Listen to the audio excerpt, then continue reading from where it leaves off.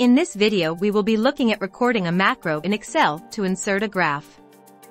A recorded macro for inserting graphs in Excel accelerates data visualization, enabling users to generate charts with predefined settings for consistent and impactful presentations.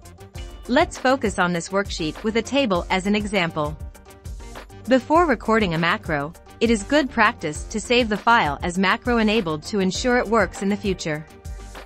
To do so, select Save As and find the macro-enabled option from the drop-down.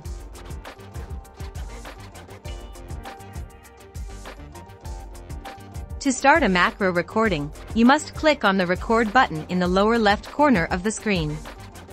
After the Record macro window opens, give it a name and select OK. Note that you can create a shortcut key to run this macro as well as create a description of what the macro does.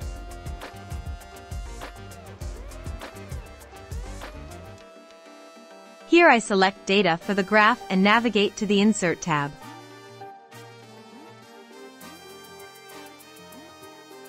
I select the Bar Charts section and choose a chart option.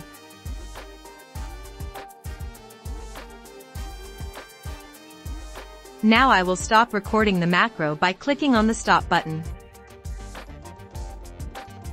I remove the chart to test the macro. Now to test the macro I use Fn plus option plus F8 to view macros. Select the macro that I just created and run.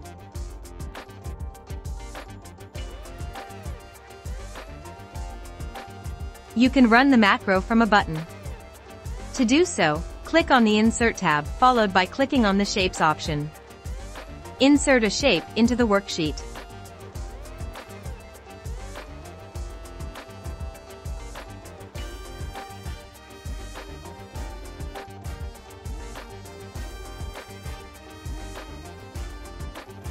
Next, open the menu for the shape and assign the shape to the macro.